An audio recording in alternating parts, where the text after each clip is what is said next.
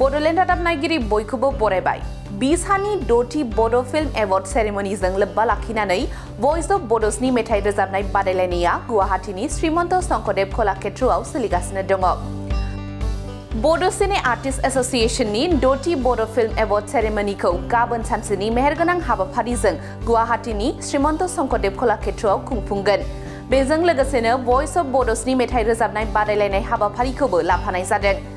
दिनै सानसेनि मेहेरगोनां हाबाफारिजों सान 20 बादायारिफोरनि गेजेराव भइस अफ बड'सनि मेथाइ रोजाबनाय बादायनायनि गिबि अडिशना खुंफुंजायो। मख'नो गोनांदि गाबोननि बान्था राननाय हाबाफारियाव बाहागो लाफैगोन बलिउडनि मुंदांखा फावखुंग्रि पद्मिनी कलापुरे, आसामनि मुंदांखा मेथाइ रोजाबगिरि Zubeen Garg, pride east entertainment private लिमिटेडनि chief managing director Riniki Bhuyan Sharma, Assam आयेन आफादनि बुंथिगिरि बिश्वजित दैमारिया 20 हानि 6थि बड' फिल्म एवार्ड सेरेमनिखौ गुवाहाटीनि श्रीमन्त शंकरदेव कलाक्षेत्रआव खुंफुंनो लानायखौ रंजाखांनाय फोरमायदों गागि महरगिरि देवेन्द्रनाथ ब्रह्मआ। खुलुमबाय बयखौबो।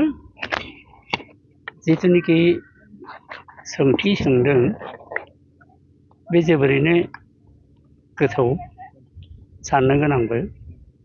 दिनै 6 बड' सावथुन मुलुगनि जि फेस्टिभेल खुंनो थाम-दाम खालामदों शंकरदेव कलाक्षेत्रआव, बे जोबोरैनो आंनि थाखाय गोसो गोरबोनि अननाय सिबिनायखौ जासिहरग्रोदों आं बिथांमोननो। आसोल खोथाया जादों मा, शंकरदेव कलाक्षेत्र गुवाहाटी महानगरनि बे जोबोरैनो मुंदांखा मोनसे मन्त्र। बेयाव जे जोङो 6 बड' सिने आर्टिस्ट एवार्ड फेस्टिभेलखौ खुंनो आखायाव लादों बा दा खुंगासिनो दङ। बे खेत्रआव आं बुंनो थाङोब्ला थोंजोङै जे जों हुदुर गुवाहाटीनिफ्राय दिल्ली, मुम्बाइ बायदिसिनायाव खालामनायनिख्रुइ जोंनि जायगायावनो खोब गाजा गोमजायै जुदि खालामनानै जों दिन्थिफुंनो हायोब्ला बे मुलुगावनो गासिबो साथि सारजोबगोन होननानै आं सानो। आरो फारसेथिंजाय नै दा जा प्रथम गिबियावनो जि खन्थाइ मा होनदों मेथाइ रोजाबनाय कम्पिटिसन खालामगासिनो दङ। बेयाव आं सानो मा, जिबिलाक रोजाबगिरिफ्रा खनगिरिफ्रा बेवहाय बाहागो लादों बिथांमोना अन्तत नङाब्लाबो आगोलनिफ्रायनो थियारि जानानै फैखानो नांगौ आरो बधय बिसोरो थियारि जानानै फैखादोंबो। दा आं दोंनैसो मेथाइ रोजाबनायखौ खोनासंनानै फैबाय। बेयाव प्रथमावनो भेरगावनिफ्राय रोजाबदों। बे रोजाबनायाव बे गथ'आ प्रथम जिथुनिखि माबादों बेखौ आं गाज्रि मोनाखै, खोब मोजां माबाजों सारिगामाजों लांदों बियो। बे लांनायखौ आं गाज्रि मोनाखै। आरो जिथुनिखि माबानाय फक्स सं बायदि मोनसे रोजाबदों, बेयाव एसे नांबावगौमोन, बेनि थाखाय एसे नांगौमोन। बेयाव किसुमान मेल'डि सुरजों लांनो नांगौमोन, किसुमान एसे राखें जालांबाय थादों। जेनो हक निस्सय इयुनाव बेफोर मोजां जालांगोन। दोनथ'वाखै, सावथुनाव ओंखारनाया आंहा गोसो दं आरो आं ओंखारनोनो सानो, नाथाय मा खालामनो, आंनि आथिं आखाइ गासैखौबो न'खरनि जि जेंना बे खाख्रबनानै दोननाय जादों। आरो जेलाव थानाय बायदि खाख्रबनानै दङ आं दा जोबथेसालियाव। मानो दुखु फोरमायनो गोनाङा नैबेनो जे प्रथमावनो 1919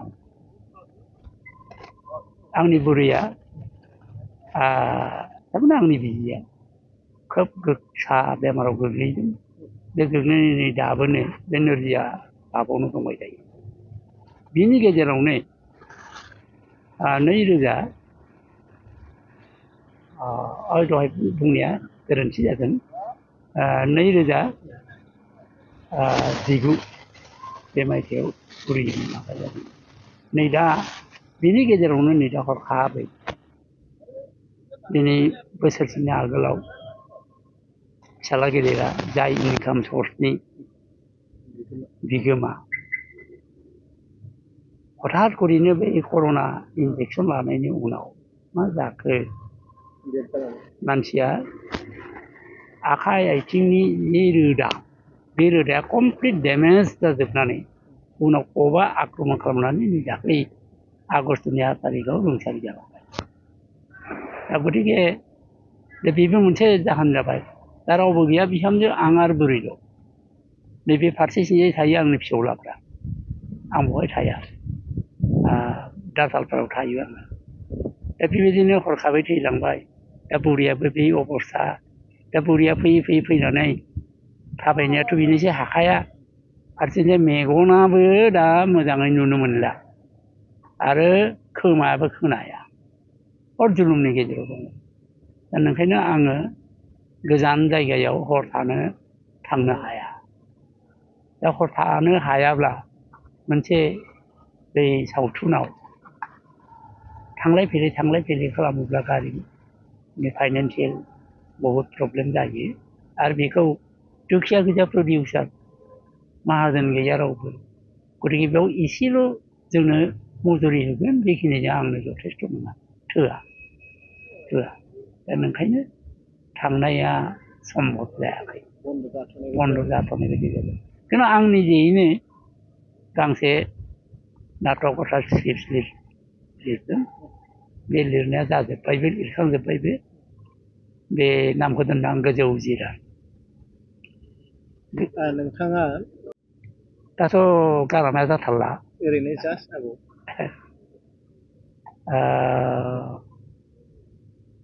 बावबायसो नामा